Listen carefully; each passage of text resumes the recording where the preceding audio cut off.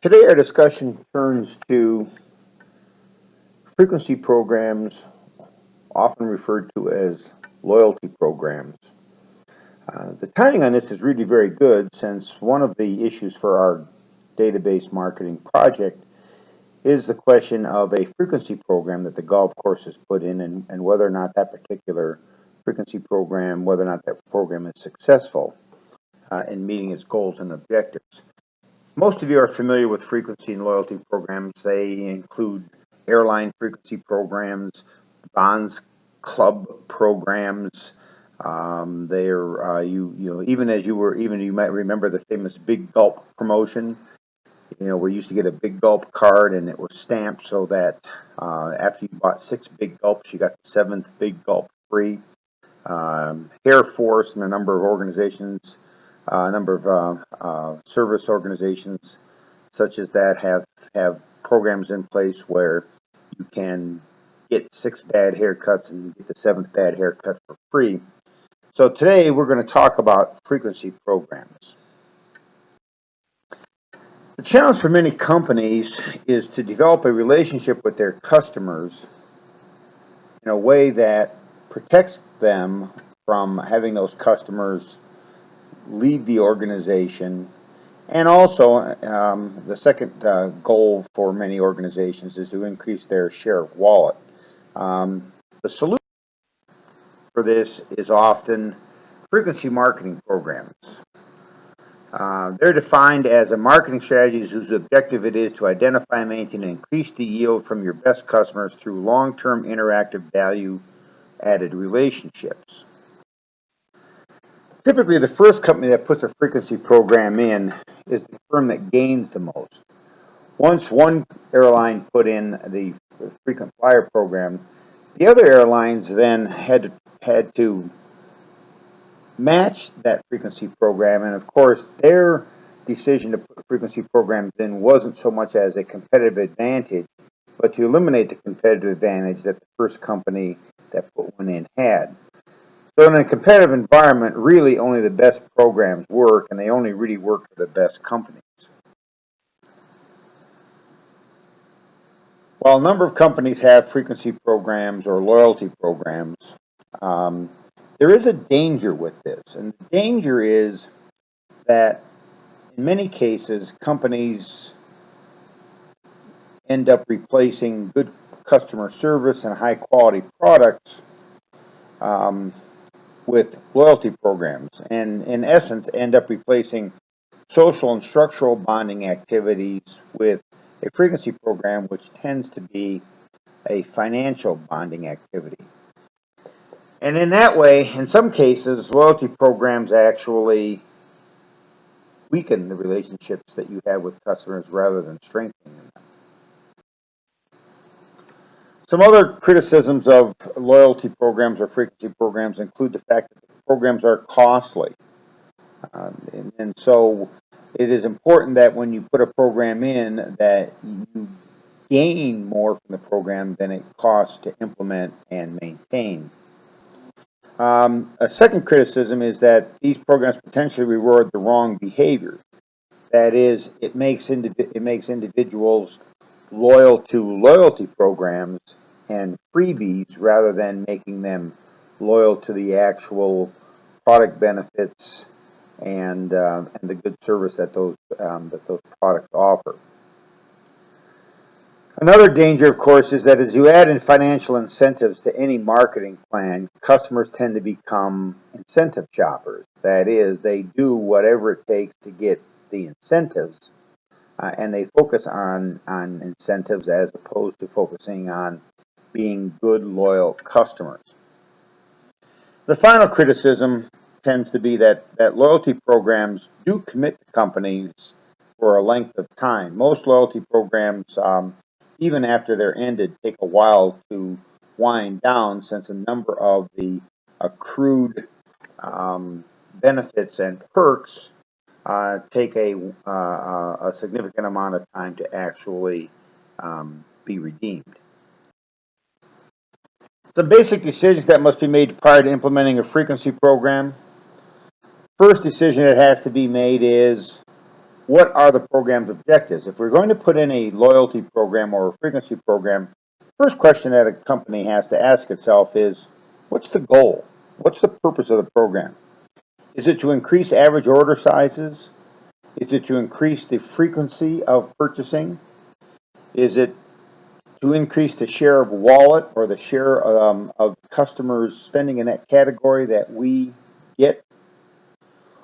Or is it to build strong relationships and to prevent brand switching and, in fact, increase retention? Think, for an example, about a Casino Players Club card. Casino Players Club card is a really good example of a loyalty program.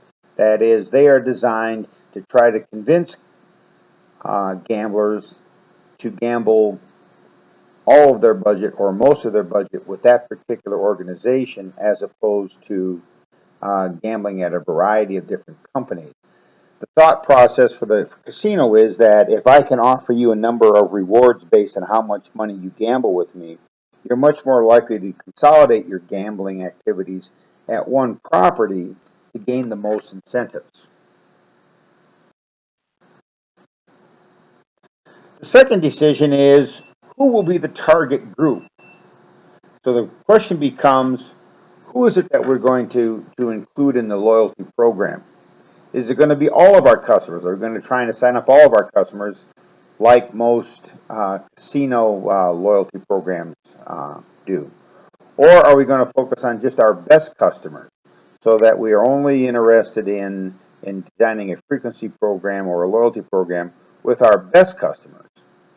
Or are we going to instead focus only on those customers that are willing to buy a membership, something like a Costco program or REI's loyalty program, where to become part of REI's loyalty program, you need to become a loyalty member, and the membership costs $15 or $20 a year to renew. The next decision that has to be made is to define the benefit bundle. That is, what are going to be the benefits of being part of the loyalty program?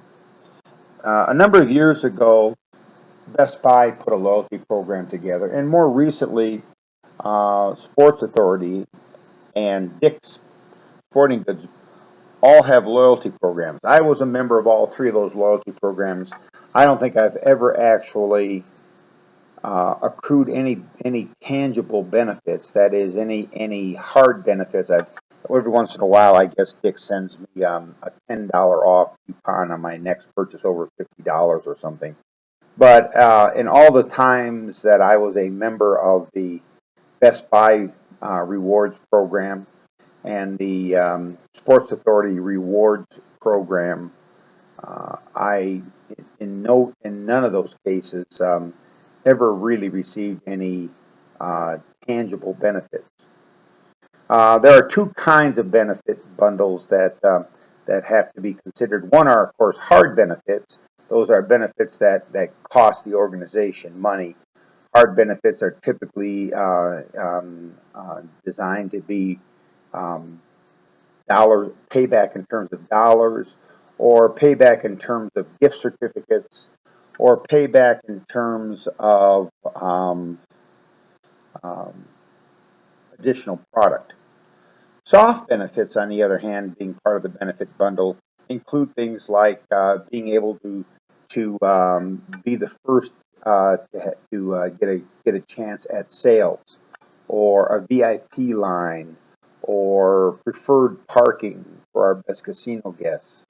And so the benefit bundle usually ends up being a combination of hard benefits and soft benefits. But even within those, the question is, what are the things that we can offer to customers that customers will truly value and will not hurt their long-run purchasing of our products?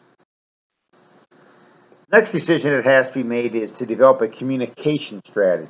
That is, once I build a loyalty program, and one of the reasons that we have loyalty programs or reward programs in place is to actually build a database. And so the question becomes, once I build this database, what's my communication strategy going to be? Think about someone like Vons. Vons has a loyalty, as a rewards program, the Vons Club program.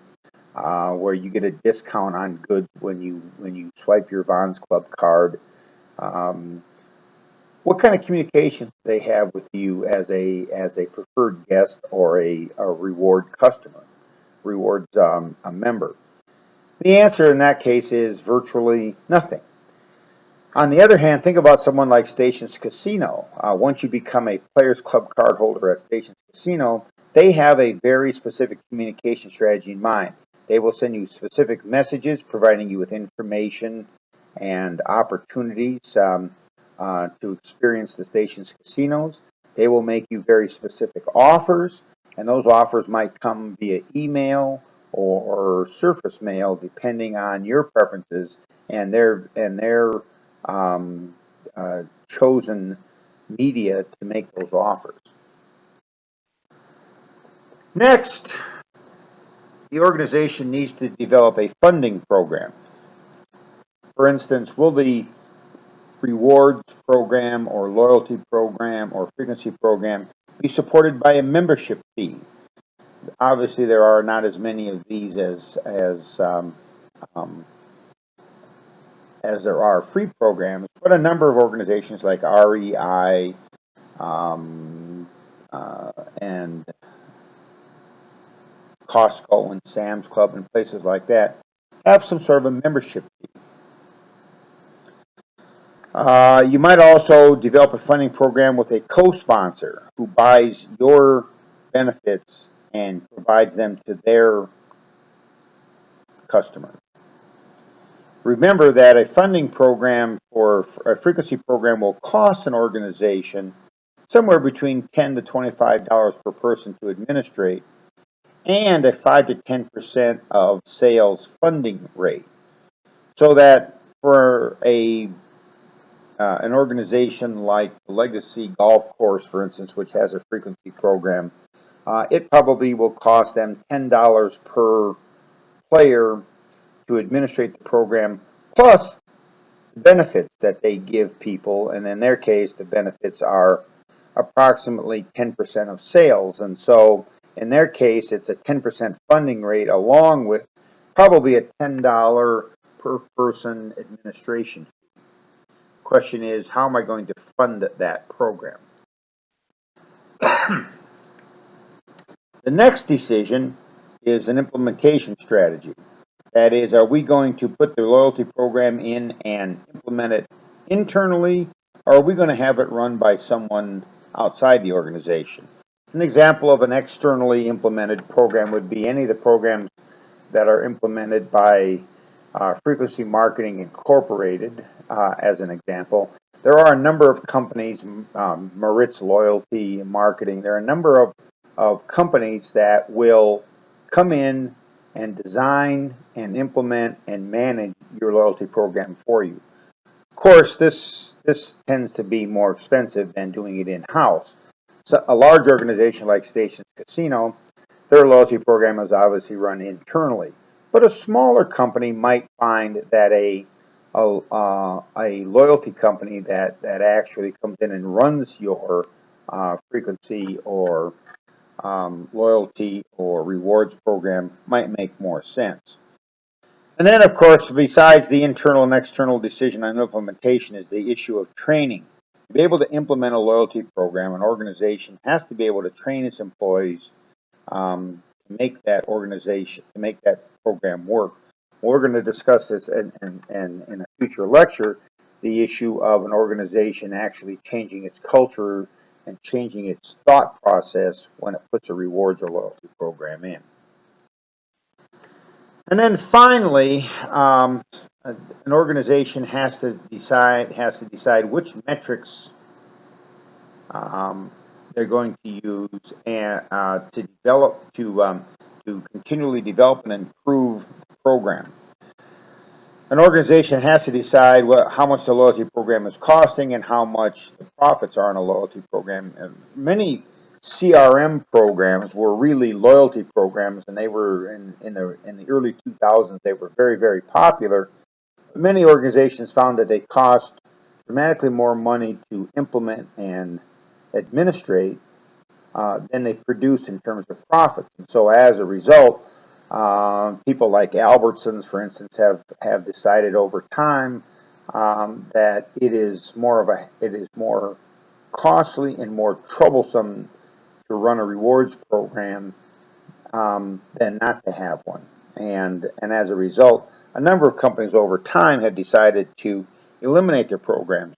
For you to have a successful frequency program, it is really, really important that you design metrics um, that are used, a dashboard that is used to continually improve the program.